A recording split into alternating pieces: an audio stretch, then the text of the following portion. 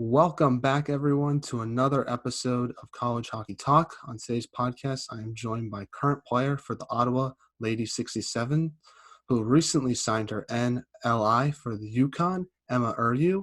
Welcome to the podcast, Emma, and how's everything going? Pretty good. How about yourself? Thanks again for having me.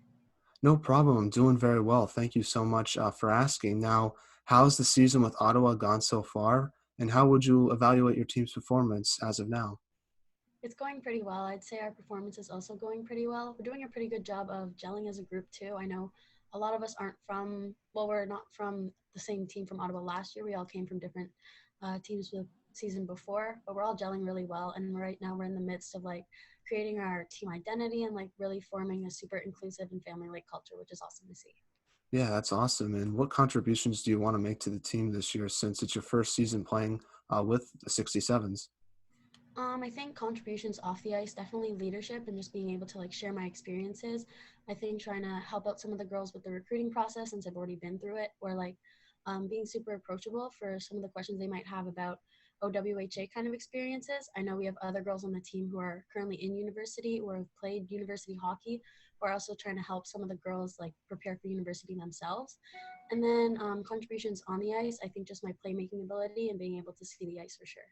Yeah, definitely. And what type of leadership do you want to bring to the team? Are you more of a vocal leader or lead by example type of player?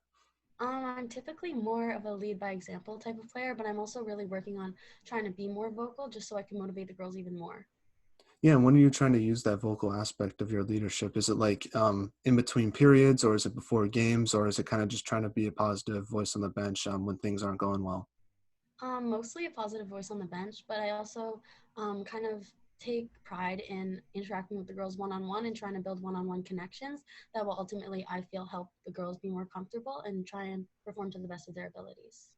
Yeah, and how would you evaluate your leadership so far? Do you think you're doing a good job, or is there things you think you need to improve on regarding that? I think I'm doing a pretty good job this year so far. I feel a lot more confident in my leadership abilities, and I think it's just from the support I have from my coaches and the rest of the leadership group on my team. I think I could still improve on being more vocal in the change room or just in front of the group in general, but I know that working with people one-on-one for me helps a lot, so I'm trying to do that as well. Now, I want to transition a little bit and talk about your off season. How was that for yourself? And did you do anything interesting, whether it's hockey related, or did you do anything interesting that was not hockey related? Yeah, so hockey related, I've been working with NA Elite, which is a group in Boston, in Mass, for the past 3 or 4 years now, I think. So I was grateful for the opportunity to be able to fly down this past year with a couple of my former teammates and girls that I might be able to play again with in the future, which was pretty cool. We worked with Seth Goodrich, who's one of the people who runs it, and we got to play in the Beantown Classic tournament. I also flew down last year when the pandemic was really in its hardest and harshest form, but they've really helped me throughout the recruiting process and just helped me improve a lot. So I was grateful to do that. I also, workout wise, gym wise kind of thing, I've been working out with my personal trainer for about a year and a half now, and he was super adaptable to some of the safety protocols we had to follow during COVID. So we were able to adapt and work out outside or through Zoom, which I was super grateful for. Yeah, definitely. And how was Boston? Have you ever been there before? Or was that your first time visiting the city? Yeah, so I actually have family in Boston, which is one of the reasons why I picked UConn because it's so close to kind of like that family kind of feeling. And then, so I've been to Boston. I visit every year in the summer, and we just kind of came across NA Elite a couple of years ago. And once I started doing the showcases and working with those coaches, I knew I just had to keep going. That's awesome. Yeah, I'm from Boston myself. So what's your most favorite thing to do when you're in the city, I guess? Well, we went to a Red Blacks game, or not a Red Blacks, Red Sox. Sorry, that's the football team we have here. But we went to a Red Sox game, last year, and that was just the atmosphere and how it was just unreal. It was awesome. Yeah. Yeah, no, that's pretty cool. Fenway Park is just like one of those, it's kind of like you walking into a museum. That's how I describe it when you see it, just because it's such an old stadium. However, I feel like I went to another stadium in Baltimore, and it's just kind of cool to compare Fenway Park because it was built like back in the early 1900s versus some of the newer ballparks now, and just to see how things have changed. It's pretty cool in my opinion. So I haven't been to Fenway in a long time, but it's fun to walk around and see some of the history that's at the ballpark. Yeah, I found it pretty surreal to me, especially comparing the way some of the different sports that aren't hockey in Canada just the atmosphere, it's another level. It's awesome. Yeah, it's probably the best atmosphere in baseball, just in my opinion. Maybe I'm a little bit biased, but I think it is watching other games in other cities. Yeah, for sure. Now, last year or a few years ago, obviously for many players, they had to face a lot of challenges preparing for their season because of gyms being closed and ice time being hard to find because of the pandemic. How did you, uh, I guess, how did you handle those challenges in that off season, and were they similar challenges that you faced this off season, or were things a little more open? Things were a lot more open this past year, which was pretty nice because I was able to do things like even in the early part of the pandemic, we weren't even allowed to work out outside or anything like that. So I think being able to adapt or like do things like Zoom kind of helped. So for training wise, ice time wise, it was really hard the first year. Like I know I flew down to Boston to work with NA Elite for about a month, but then I had to quarantine after. This year I was grateful enough we didn't have to quarantine, so I was able to do stuff when I was back at home. But I think the biggest part was just the inconsistency because we were constantly going in and out of lockdowns and like the restrictions were constantly changing. So we did get to play a little bit last year, but it was just 4-on-4 against the same team every other kind of weekend, which was pretty tough. But I was just grateful that we were able to get on the ice. Yeah, definitely. And how'd you how do you handle those like quarantines, I guess, when you coming back from Boston to Canada, being shut down for 2 weeks, I think. What do you do during that time period to kind of keep yourself busy, but also kind of keep yourself in shape, just because you don't know when hockey's going to start? Yeah, it was pretty tough at first. I know the first week I was kind of just all over the place, didn't really know what to do. I took up journaling, which kind of helped me, especially a gratitude journal, just so I could like come back and kind of, you know what I mean? And Hmm. then I also I connected with my trainer so we could do some workouts on Zoom.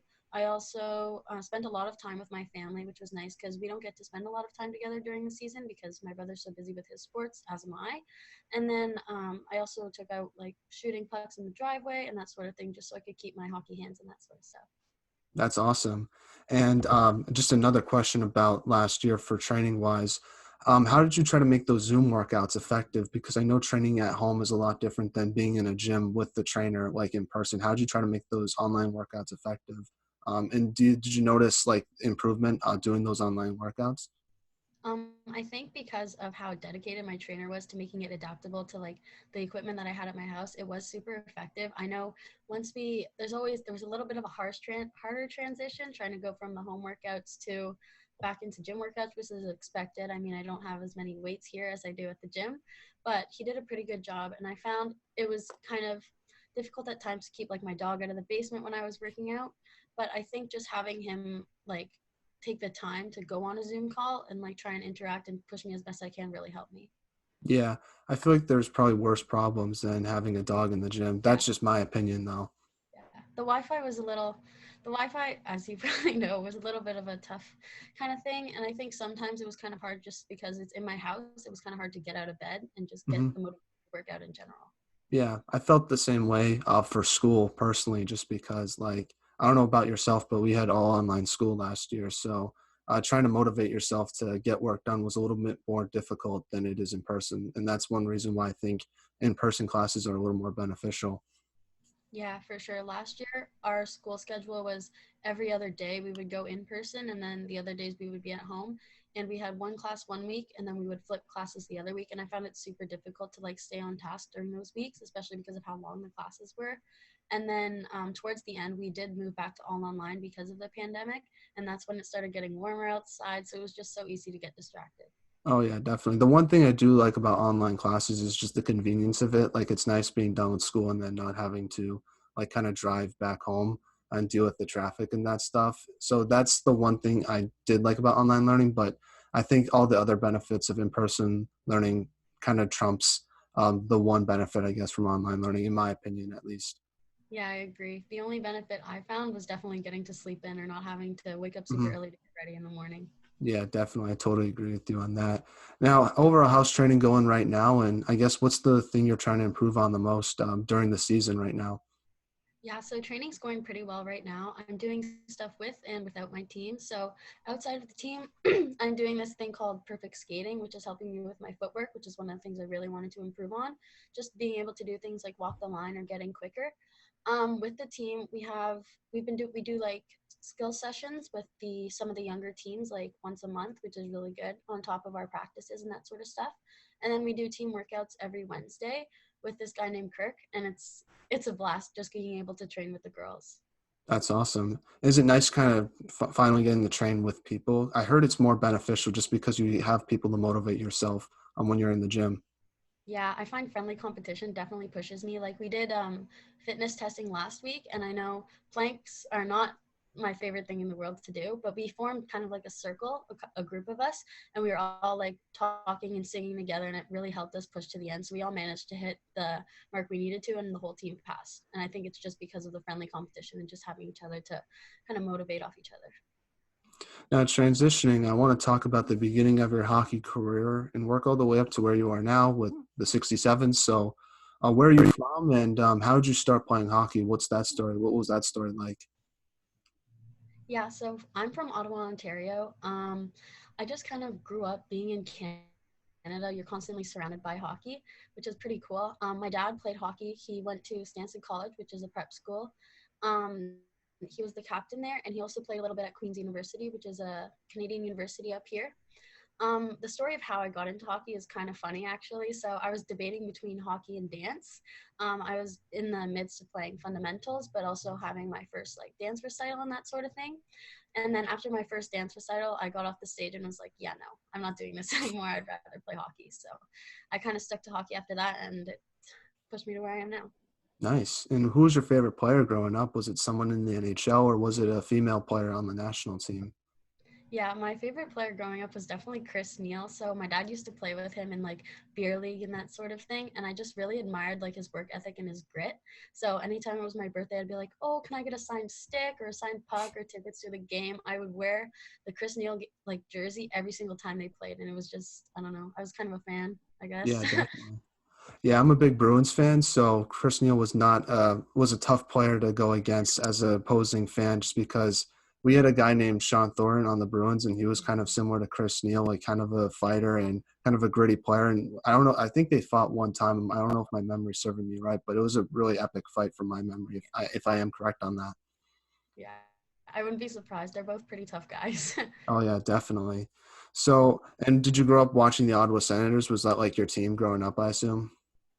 Yeah, it was. I also kind of like the Chicago Blackhawks because that was my dad's favorite team, and I know my brother was a huge fan of San Jose Sharks because he really liked Logan Couture.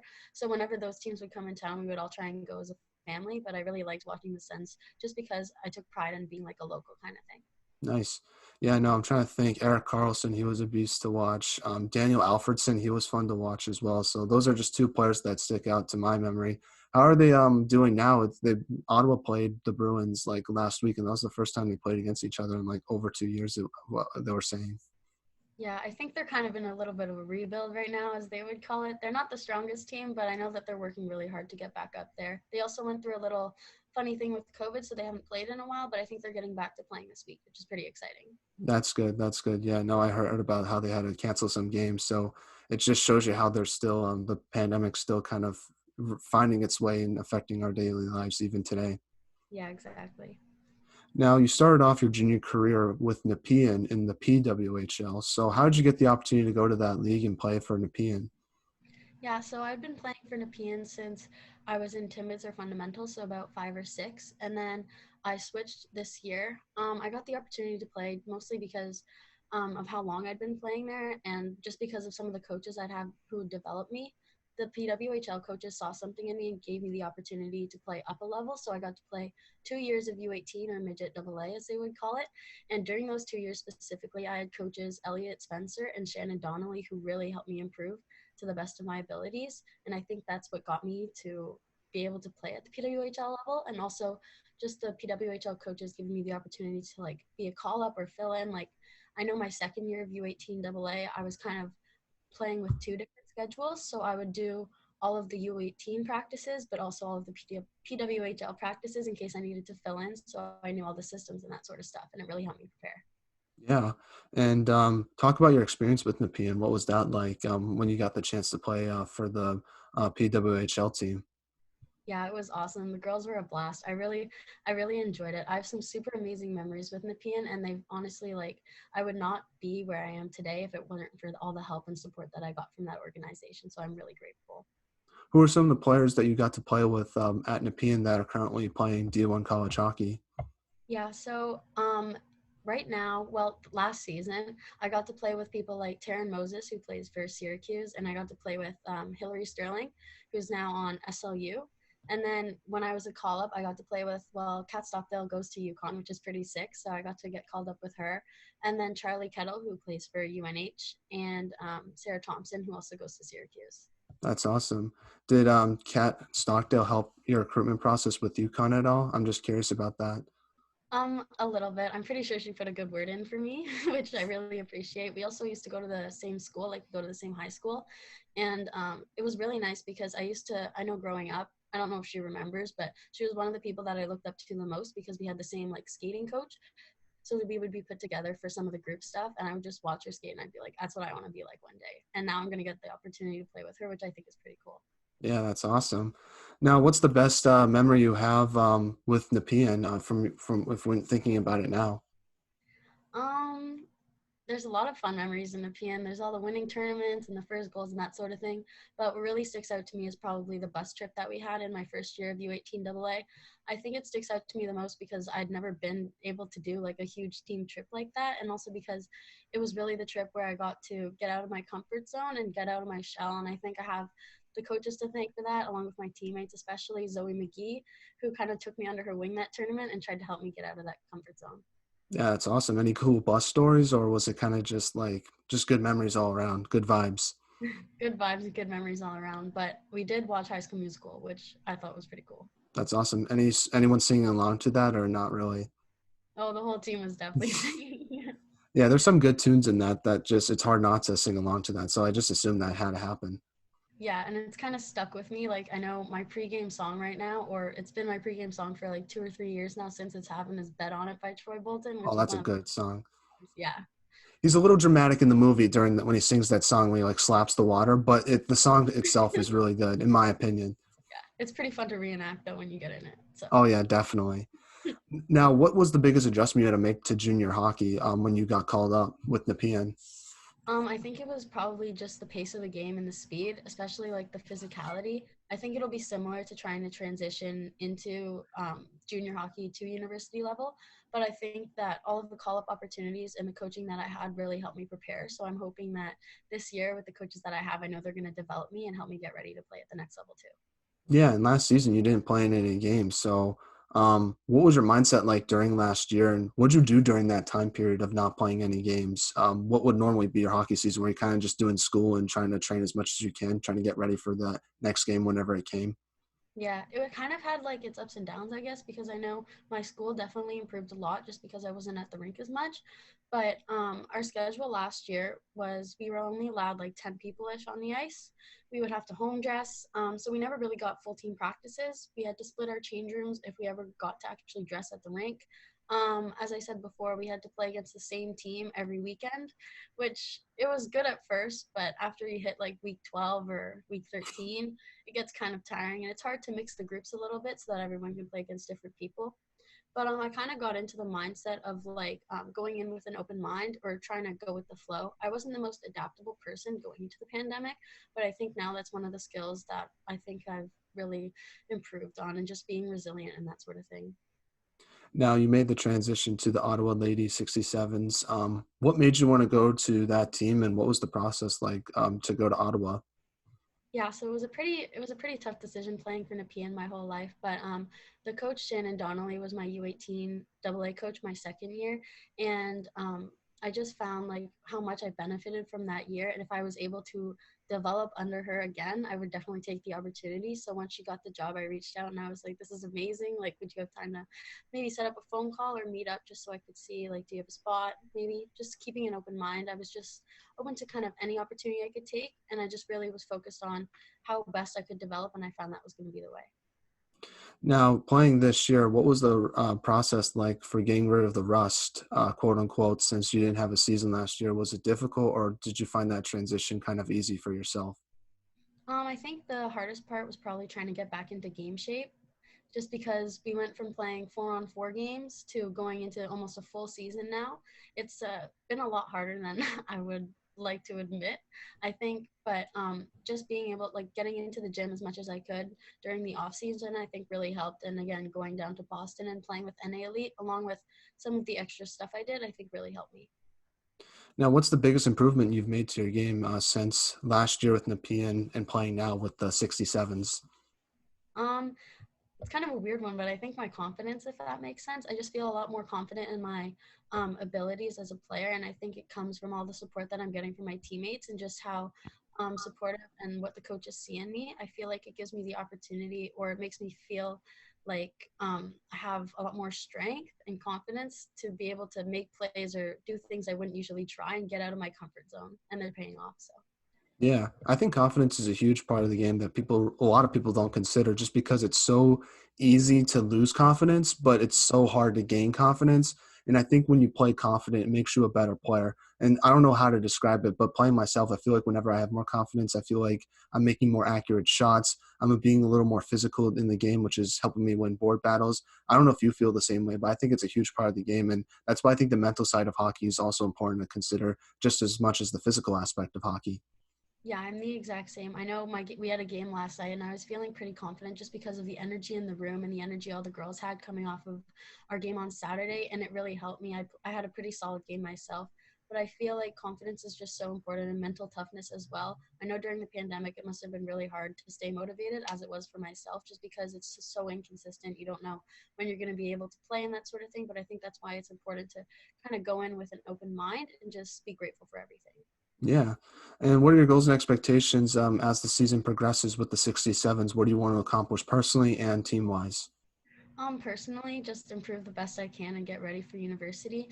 And as a team, I think just solidifying our team identity and really having that culture that's approachable, inclusive, and family like, just so that we can draw even more amazing players to our program and just to get like a really good kind of name for it, if that makes any sense. Oh, yeah, definitely. Now, let's talk about your commitment to UConn since this is a college hockey podcast. I was telling you before the recording how I'm a big UConn fan. I'm excited to see you play in the future. You go follow the UConn Hockey Pod on Instagram. Those are to all the fans that are listening. But what made you want to commit there, and what was the recruitment process like to UConn? Yeah, so my recruitment process, actually, I started pretty young. I started doing like traveling everywhere for showcases and doing specific camps and that sort of thing, just so I could kind of get scouted and noticed, along with some of the OWHA specific things like the Ontario Summer Games or the high performance camps, which I think definitely benefited me. I think I ran into Coach Casey at one of the camps I was at. I think I was in grade 8 at Stansted College, and I really liked the way that he was kind of trying to connect with all the players. So I took interest in that. And then the following summer, I went to one of their camps, and I just fell in love with the campus. So after that, I was just sending emails after emails about my tournament schedules, or just like filling out recruitment questionnaires, just trying to get noticed by them and a bunch of other schools, just to keep my options open, sort of thing. And then I was grateful enough to get the opportunity to commit there. Yeah, that's awesome. And have you connected with any of your future teammates with UConn? And how have you trying to got to know some of your future teammates before the school year? Because just doing research, I know Brooke Campbell from the Southwest Wildcats committed to UConn, and I know someone from Burlington, Kyla Josephic, also committed to UConn. So have you gotten the chance to meet them at all? And what's your relationship like with those players, if you have any? Yeah, so I think I have a couple of them on like Snapchat and Instagram, all the social media platforms. I've gotten pretty close with Brooke, which is pretty awesome because we're supposed to go in the same year. So I'm really looking forward to that. I actually ran into her last weekend. She was playing for Team Ontario Red and I was playing for Team Ontario Blue. So that was pretty cool. I also played with Christina in the Ontario Summer Games. We were on the same team. Not sure if she remembers, but she's a pretty awesome player. So I'm definitely looking forward to it. Yeah, and besides Kat Stockdale, have you gotten the chance to meet any of the players that are currently on the team now, or not really? Not really, but I feel like once I'm able to visit and that sort of thing, it'll be easier. Now, for college hockey fans that have never seen you play before, and for UConn hockey fans that have never seen you play before, describe your game to them, and what do you hope to bring to UConn next season? I think on the ice, I'm kind of a playmaker kind of thing. I think something that I could really bring to the team is just the way I see the ice and my passing and that sort of stuff. I feel like my vision is just kind of, I don't know, I wouldn't say like exceptional, but I think it's pretty good and definitely my biggest strength. I'm not the best goal scorer, but I think second or third assist is probably my strong suit. Off the ice, I'm hoping to just bring like an uplifting spirit kind of thing and bring positive vibes to the team. Now, have you been watching any college hockey this year, and what's your thoughts on just the whole, I guess, landscape of things? Yeah, I've been trying my best to stream almost every single UConn game on College Sports Live. And whenever I'm like on the way to the rink or something and can't watch, I'm constantly refreshing my Twitter feed, just trying to get updates and that sort of stuff.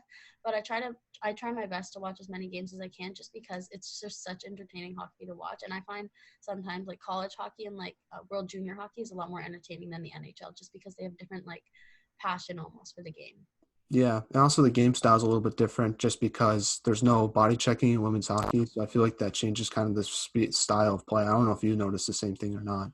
Yeah, I do. I feel like because it's still pretty physical, but I feel like some of the plays they make or just the way that they skate, it's unreal. Yeah, that's the one I think benefit of not having body checking is I think sometimes there's different skills that can come from that you don't see with the physical game. But personally, I think body checking should be allowed in women's hockey. I don't see why they don't allow it. I don't know if you agree with me or not. That's just my opinion. Yeah, I've always been curious about that because I know one of my hobbies growing up or like one of the sports I play outside of hockey is box lacrosse, which is the only full contact sport that we're allowed to play in Canada, at least. I think they might be starting tackle football for girls, but it's the full contact sport that we're allowed to play. And I just love it's another level of like kind of adrenaline and like Mhm. that's the stuff that kind of flows in your veins when you get to hit people. Probably sounds bad, but Yeah. it's a lot of fun. Yeah, I know what you mean. Have you ever had a body check in a hockey game before, accidentally? But was it like, I don't know if you felt that adrenaline or not. Yeah, it was a little bit, it was a mix of like adrenaline and like, oh, I really just did that because it was like Yeah. kind of an accident, but kind of not. I know I tried my best not to retaliate, but there was one time where I did retaliate and it's like, oh Hmm. well. Yeah. I'm like, You just some of those mistakes you have to learn yeah. before you get to college. And then because if you make one of those little mistakes, it could really affect the team. So that's how I view it personally. Yeah, exactly. That's why after that, I know I had like a meeting with my coach and that sort of stuff. I was like, yeah, that's never happening again because I got a 10-minute misconduct for what I Ooh. did. And during that 10-minute misconduct, it cost the team, I think, 3 goals. So after that, I was like, it just puts things in perspective. Like everything you do affects the team. So it's kind of being like almost a selfish player almost if you do things like that instead of thinking about the team. Yeah, no, and also the walk of shame heading back to the locker room after getting kicked out of the game is not fun as well. So now, what's your thoughts on UConn? Because they've been pretty successful lately. They're having one of their best starts of their program history so far. It's a shame that they're not ranked. I don't understand why that's not happening. Yeah, when I think they were 10-1, and I was like liking every single tweet or retweet I saw that was like rank them. I was like, I don't know why they're not ranked. I don't know what's going on. I was trying to get Yeah. on. I was gonna DM USCHO myself and be like, why aren't they ranked? But no, they've been playing amazing. It just gets me even more excited, as I'm sure it does Brooke and all those other players, because it's just it adds another level of like excitement being able to go into a program that's so successful, especially with how good of a culture that they have and how awesome and all the players and all of them are. Yeah, definitely. Have you been to a UConn game before? I assume, I like in haven't had the person. opportunity in person, not on the stores campus, but I know when I was during my recruitment process, I went to a camp at Dartmouth. So I went and hit a UNH versus UConn game while I was on the way. Oh, that's awesome. Yeah, no, it's cool going to some of those games, and yeah, they're building the new rink. I gotta ask you about that. What's your thoughts on it? What's your thoughts on all that? It looks pretty nice. I think it's gonna be done by the time you get there. Yeah, I'm super excited. I know I check the live, they have a live stream update of like the camera that shows them building. I think I check that at least once a day. I'm just so Yeah. excited to see the final It's starting update. to come along too. They're starting to build the like the foundation of the rink. It's going to be pretty cool once it's all complete. Right now, it's kind of like it's hard to be excited over like rocks, but hopefully, like in a few months, you can start to see the finished product happening. Yeah, and even in the past 2 months alone, they've already made so much progress. It's really exciting to see. Oh yeah, definitely. And just last college hockey question, but the tournament got expanded to 11 teams. Hopefully, by the time you get to UConn, that'll be already in place. What's your thoughts on that? I think it's awesome because it's going to give some other teams the opportunity, like even UConn, who have been having such successful seasons but don't get the opportunities to get into those tournaments. It's going to give them the chance to and really prove themselves.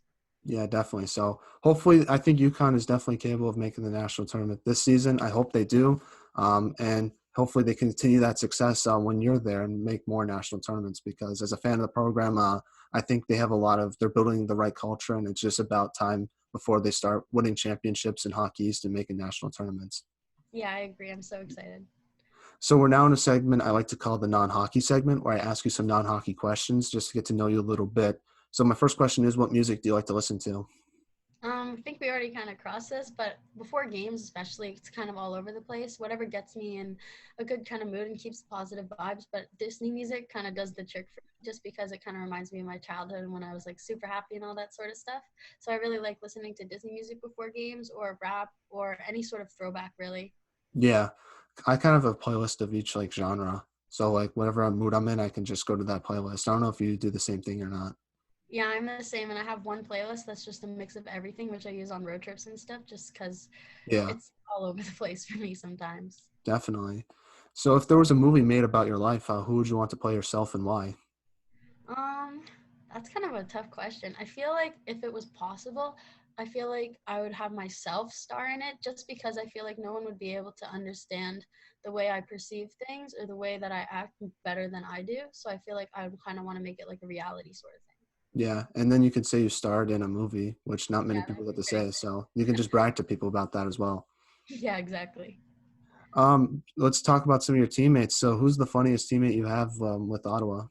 Oh my gosh, there's a couple. I think Manny and Britt, when they start doing their dance offs in the change room before games, that always gets the team cracking. And then we have another girl named Lauren McCullough who just cracks jokes 24/7, and it's good because it keeps everybody in such a good mood, even when we're like down a goal or a few. They always just know how to lighten the mood. Yeah, definitely. And who's the best trash talker on the team? Who has best? Who throws out the best chirps during the games? I should Oh, say. it's got to be Reggie. Reggie's one of our Frenchies, and she just curses in French, and nobody understands what she's saying, but she's pretty passionate about what she's saying, which makes it the best. Yeah, that's the one benefit, I guess, of speaking another language is sometimes people can't understand you. So you can just sometimes say whatever you want, and get away with it. Yeah, exactly. Now, you obviously have the best style on the team, but besides yourself, who has the best style on the team, whether it's off the ice or on the ice? I think Britt and Lauren McCullough have pretty good style. I know once we decided that we were going to dress business casual, both of them, if not like half the team was just like, okay, I'm going to go on a shopping spree to Banana Republic, spends like a couple $1,000s, and then they show up in like different outfits every game, and it's just amazing to see. Like they're always so nice, and I think it's like for me personally, it's a look good, feel good, play good kind of mentality. So I think they have that as well. Oh yeah, did you splurge a little bit on outfits or not really? Oh yeah, I did. I think I spent a couple hundred on Zara coats alone. But yeah, I take a lot of pride in dressing business casual just because I like the look good, feel good, play good mentality, and also because it helps me feel more professional, if that Mhm. makes sense. Yeah, oh, yeah, definitely. I wish more college hockey teams would post like the pregame outfits of the players because I think it's awesome as a fan to see it. I don't know if Ottawa 67s does it, but if they're listening to this podcast, they should do it. That's just my recommendation. Yeah, I agree. Also, just for outfit inspo, like sometimes I'm like, oh no, I don't know what to wear, so I'll check some of the university pages or like some of the teams that I play against if they post it, and I'll Yeah. be like, yeah, okay, so I'm gonna go with a blackout outfit tomorrow. Oh yeah, yeah. So that's another reason for it as well. So that's just my suggestion. They can take it or not, but I think it'll be pretty cool. Now, what's your biggest pet peeve? Oh my gosh, definitely slow walkers. I can't stand slow walkers, especially in public or at school. It's like if I'm in a rush and I got somewhere to be, if you're taking your time or just stopping, it's like no, you Yeah. got to keep moving. Oh yeah, especially totally. especially in the hallways right now because of COVID with the arrows and stuff. If you're not walking fast or you're walking the wrong way, it's like you got to move. Or just like pull over and figure yourself out. Yeah, exactly. Like don't stand right in the middle or like if they travel in packs, it's just so hard to get around them. Oh yeah, no, I totally agree. The worst is like the group of three people that move slowly. That makes because there's nothing you can do about it. So I'm more driving based. Like I think bad drivers really ticks me off. Yeah. Just because like maybe it's the fight or flight thing that you have when you drive, but that just really bothers me, especially here in Mass because no one knows how to drive and everything. There's so many construction and just traffic is just brutal right now. Yeah, it's the same in Ottawa. Like I know I got my driver's license a couple months ago and I've definitely found that it's hard to stay a defensive driver and not get kind of road ragey when there's Mhm. starters on the road because it's like I don't even know how some of these people have their license at this Oh point. yeah, I totally agree with you on that. So, but it is what it is. As long as you stay safe on the road, that's kind of my whole thing. But yeah, no, it's bad out there right now. Yeah, exactly. Now, final non-hockey question is, what's your favorite thing about the UConn campus? Is it the Dairy Bar? Is it Willington? That's a good pizza place right by campus. What's your like favorite part of campus that you've seen so far? I've been to campus a couple of times. I definitely love the dairy bar. I also really like just like all the different foods and that sort of stuff, like the town that they have with all the food and everything that they have there. Also, Insomnia Cookies being open as late as it is kind of clutch. So I really like that too. And also, I think I'm really looking forward to just being able to go and enjoy the sports like atmosphere for football games or especially basketball games because it's such a big basketball school. Oh yeah, that's going to Gamble is elite. Like it's awesome to go there. And yeah, what's your favorite item from the Dairy Bar? I think I like the milkshakes, or they call them milkshakes in Connecticut. I call them fraps, but yeah, I We like call them those a lot. we call them McDonald's stuffed fraps, I think. Or no, the Starbucks things are called fraps. I also call them milkshakes. I haven't been able to go to the dairy bar since I got stuff at the camp, but that's when they brought like the huge tubs of ice cream to some of the Yeah. ice rink. But I would definitely probably have to go with milkshakes. Even when I go to ice cream places, I always get a milkshake. It's just easier. Oh yeah, yeah, and it's less messy too. Yeah, So exactly. now back to some hockey questions. Now, first one is what should be done to help grow women's hockey in your opinion as a junior player from your perspective? I think there's a couple things we can do. I think having older, more experienced players help out with some of the younger girls just so they have people to look up to is one thing that we can do. I know that when I'm older, I want to be able to coach so I can kind of like take my experience and share it with some of the girls. I think also through the media, just getting more coverage or even doing things like what you're doing, I think is really awesome for growing the game. Just giving girls the opportunity to like share their stories and that sort of stuff. I find it really inspiring. So stuff like that. And just again, giving girls role models and people that they can look up to and want to be like one day.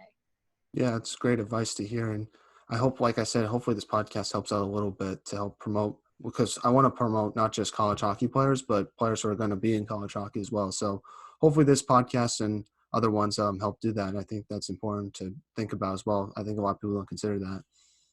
Yeah, for sure. I agree. Now, what advice, I guess, would you give a younger player who's trying to pursue a D1 college hockey team?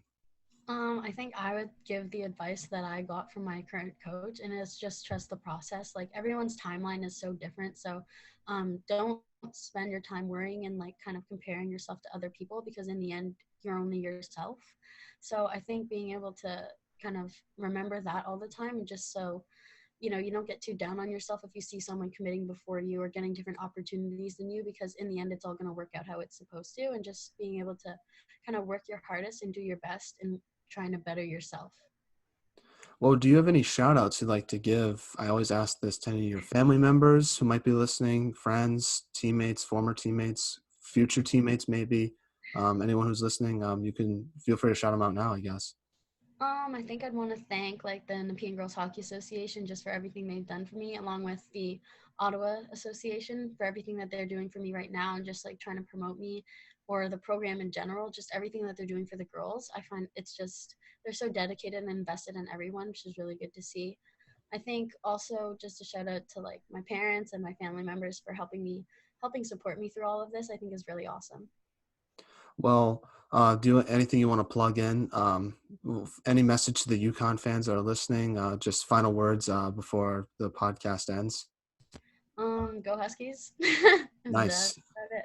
That's a great way to end the podcast. Well, thank you so much, Emma, for coming on. I really appreciate it. It means a lot to myself. I look forward to seeing you play in the future with UConn. I think you're going to do fantastic. Or actually, I know you're going to do fantastic with the team. And take care and stay safe and enjoy the holidays.